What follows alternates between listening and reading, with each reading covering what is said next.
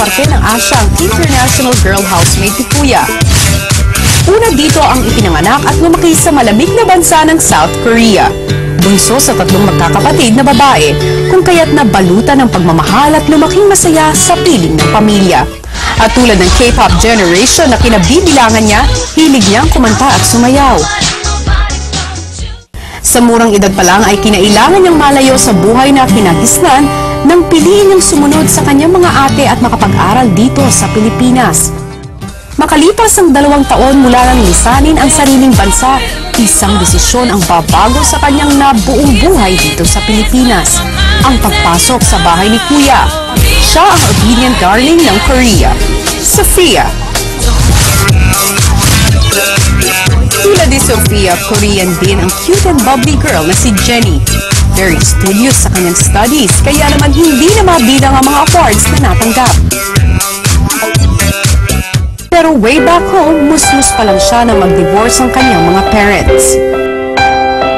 Kaya simula noon, nanay na niya ang sumuporta sa kanya at sa kanyang pag-aaral dito sa Pilipinas. She can't live without her mom, pero dahil dito siya ay nag-aral. Pinipilit niyang labanan ang kalungkutan. At katulad ng mga kabataang Pinoy, sinusuklian niya ang suporta ng ina sa pamamagitan ng pagtatop sa school na kanyang pinapasukan. Siya ang sassy smart girl ng Korea, Jenny. Kasama ng Korean girls ang nag-iisang anak na mag-asawang Chinese pero at heart, Pinoy na Pinoy ang kanyang sensibilidad. Isinilang siya sa Thailand pero mas minabuti ng mga magulang na dito sa Pilipinas manirahan. Lumaki sa komportableng pamumuhay sa kabila ng kawalan ng isang ama na gumagabay dahil bata pa lang siya, ay naghiwalay na ang kanyang mga magulang at tanging ang ina na lang ang nagtataguyod sa kanya. Bata pa lang ay sinabak na ng ina sa mga lessons na humupog sa kanyang talento katulad ng ballet, jazz, basic hip-hop, piano, fashion designing at ice skating lessons. Pero lahat ng ito ay hindi niya nagampanan dahil habang siya'y lumalaki, ay nagkakaroon naman silang mag-ina ng financial problems. Ngayon ay gumagawa siya ng paraan upang matulungan ng ina gaya ng pagtitinda sa internet ng mga damit na siya mismo ang nagdedesenyo. Siya ang diligent daughter ng Taiwan, Anli. Kasama din nila ang isa pang hot international housemate.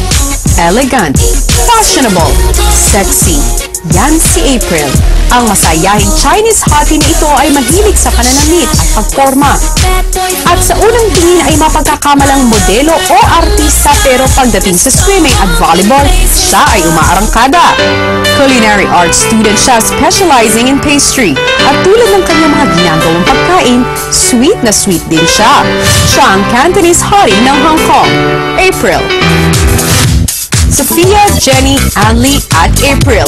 Sila ang 4 na international girl housemates na magbibigay spice sa bahay ni Kuya. Mga kapamilya, let's meet our international housemate, ang obedient darling ng Korea, Sophia!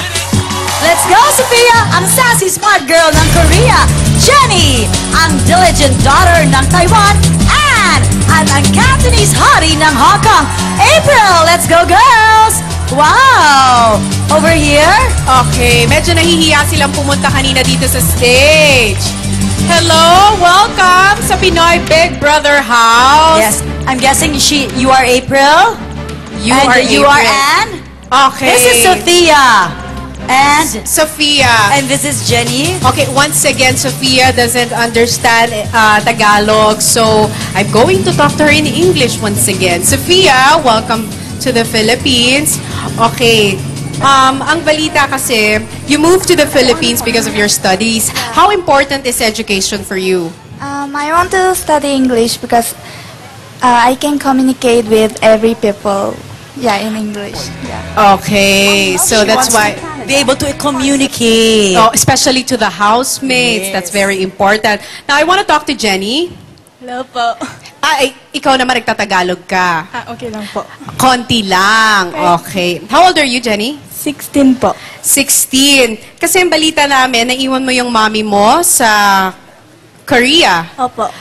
meron ka bang mensahe sa kanya? Lalo na ngayon napapasok ka sa loob ng bahay ni Kuya. What's your message to your mom? Ma'am, miss na miss kita. Gagawin ko po lahat ng kaya ko para magiging proud ka sa akin. I love you, Mom. I'm sure your mom is so proud of you. Where's Anne? Anne, yan. Anne, you're the one helping your mom. Kasi meron kayong mga financial difficulties, hindi ba? So, how is it? Kamusta yon yung ginagawa mo? Parang nagsasave ako ng pera, tapos parang we stay home para hindi kami lagi lumalabas and just bond with my mom at home. Okay, so tingnan natin kung makapag-bonding ka rin naman sa mga teen housemates. Well, April. Ito si April. Sexy si April. Ipakita mo yung body mo. Tama. Sexy mo. Oh, see? Si April, ganito ang kanyang storya. Pinagsabay niya yung pagiging modelo at estudyante. But before anything else, do you speak Tagalog? So, Tagalog ang lengguwahe mo. Hindi tayo mahihirapan mag-usap. So, paano mo ginawa yun na pinag-juggle mo lahat? Yung pag-model, pag-aaral? Balance lang po talaga. Kumbaga, kung may project na offer na tumatama sa schedule ng school, hindi ko po tinatanggap. Siyempre, priority mo na yung school. Ay, very good. How old are you? 18. You seem very mature for your age, kung paano ka mag-isip. O sige, tingnan na nga natin kung ano mangyayari sa inyo. Mariel? Yes, let's go, girls. Come on. Let's go. Oops, careful. There you go. Don't worry, I got you. No problem. No problem. The most important thing is you were able to stand up and walk again. Okay, good luck. Marami kayong lessons na matututunan sa loob ng bahay ni Kuya. Enjoy, girls!